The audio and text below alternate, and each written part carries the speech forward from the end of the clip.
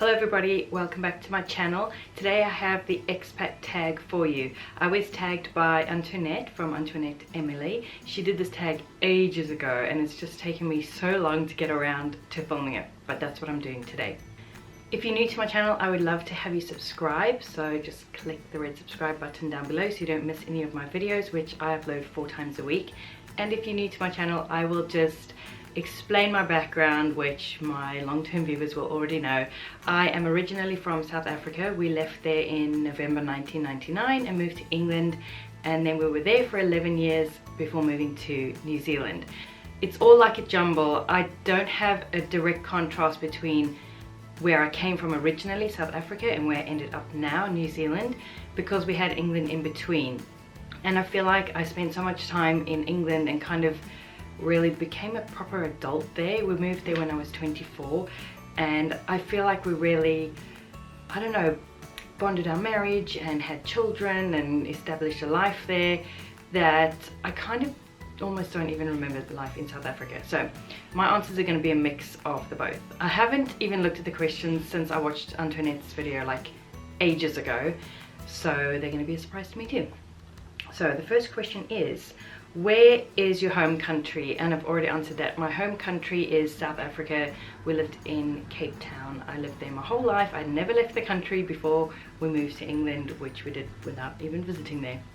The next question is, where do you currently live? I currently live in South Taranaki in New Zealand, and I absolutely love it here. What was the easiest part in adjusting to your new country? Okay, I'm going to answer this for both England and New Zealand. The easiest part of adjusting to our new country in England was just that everything was so exciting, so that kind of created its own momentum. Yes, we had homesickness and culture shock and all of those things. In fact, the culture shock was worse than I had expected, and it took longer to manifest than I had expected. But everything is just, it's exciting and new, and there's so much to discover and do and see.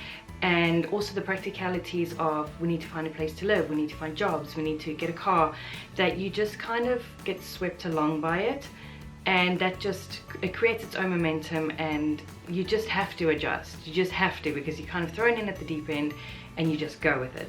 With regards to New Zealand, the easiest part of adjusting to living here, I think, is because we wanted so badly to move here, and we had been trying for 2 years. It was a long process to get to get Grant's job and then to get a visa, and we had done so much research and dreamed about it and visualized it that it kind of just felt like, oh, this is it at last. It kind of felt like almost as if I'd already been here, because I had been here so many times in my mind, and that made it easy to just kind of slot in and to know, okay, we finally have what we wanted, and to move forward. There was a lot of stress in the first few years of moving here. I've already done a video on my experience with adrenal fatigue, which I will link up here. Yeah, it was pretty stressful. There were a lot of things kind of in our way of settling. For example, the landlord selling the house and we had to move, things like that. But overall, I think because we just wanted it so much and we'd researched so much, that made it easy to adjust. The next question is, what was the hardest part of adjusting to your new country? And when we moved to England, the answer I think would be exactly what I talked about, that made it easy, also made it hard. That pace, that you just get sucked into the momentum. You kind of almost don't have a moment to catch your breath, and you're just trying to sort out the next thing, like we need a place to stay, we need a job, we need all these things, that you almost don't have a chance to stop and think, right, what am I actually doing? What do I want my life to look like? And how do I get there? You know, you kind of don't have the luxury of that, because we were staying with my cousin, so we had to get a place of our own. So we just had to get something that was suitable.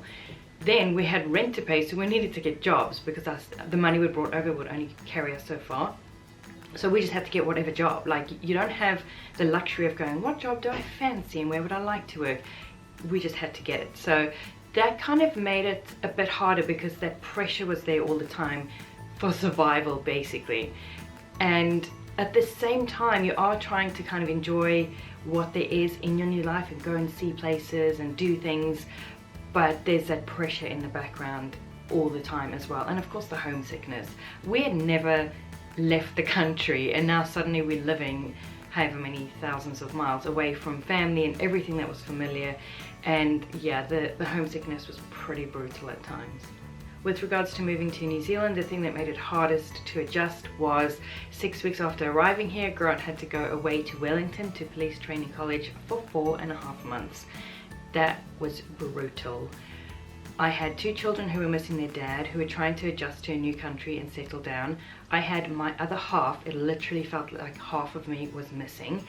And he was under so much pressure that I was trying to shield him from any stresses and things going on at home. And so I was trying to carry it all myself.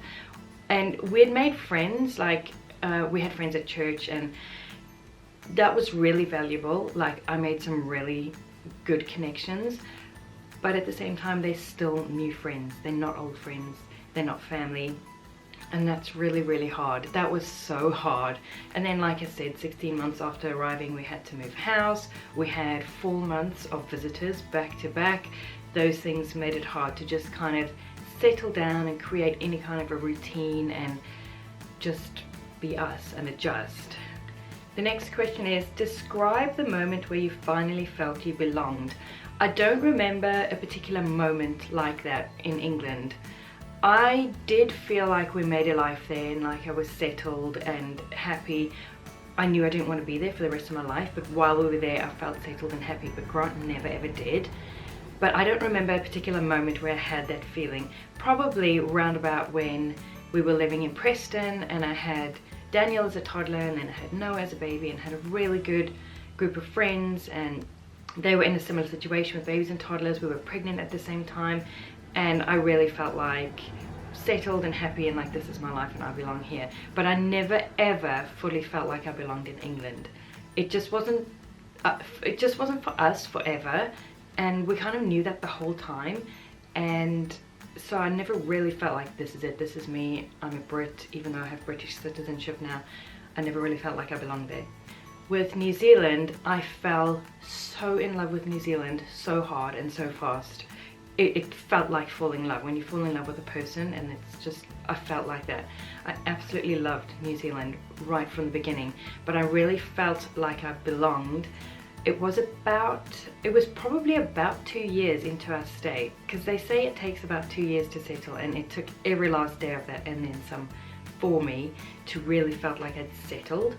And I remember driving in the evening to the shops and like just driving through the neighborhood and looking around and feeling like this is my neighborhood, and I really felt like I was settled and I belonged. And I remember that moment, but like I said, it took a good 2 years for that to happen. The next question is, describe one major difference between your home country and your adoptive country.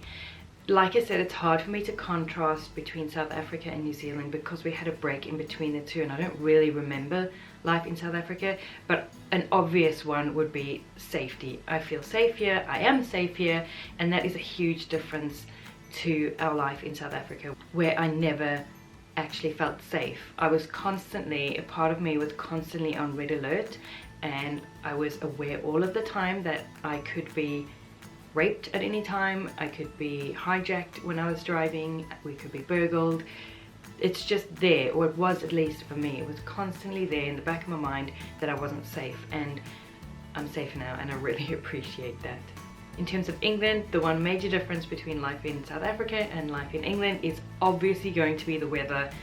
Oh my goodness, in South Africa you have 9 months of hot, blue-skied weather, and in England you have at least 9 months of cloudy, cold weather, and the summer's really nothing to speak of, at least not compared to summer in South Africa. It was awful. I couldn't cope with the weather. I kind of get what I call grey cray.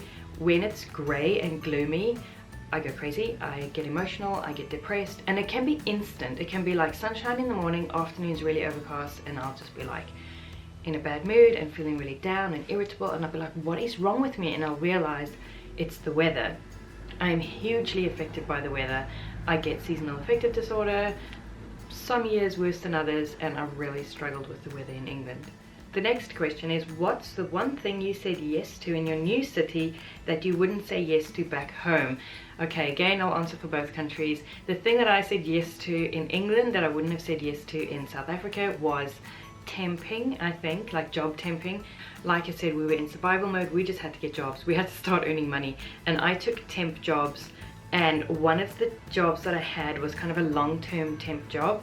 So it was worth it to me, but it was 2 hours commute each way on the train, on multiple trains.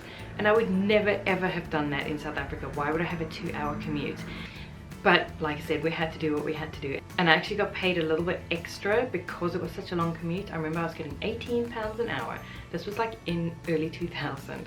In terms of what I've said yes to in New Zealand that I wouldn't have done in England or South Africa, I cannot think of anything. I honestly can't think of anything that I'm like, yes, I'm going to do that, which I wouldn't have done before. The next question is, what's the one thing that you regret doing when you initially moved to your new country? Moving from South Africa to England, I do regret that we didn't plan more.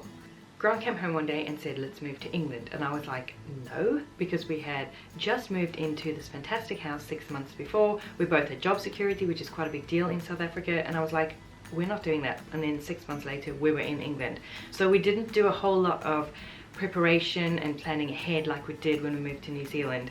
So that is kind of a regret to me. Like, we ended up moving over, staying with my cousin in Surrey, and then we like had to get out of her house, so we needed to find a place to stay. And then because we had a place to stay, we needed to get jobs, and it kind of snowballs, and you find yourself, like, we found ourselves living in Greater London.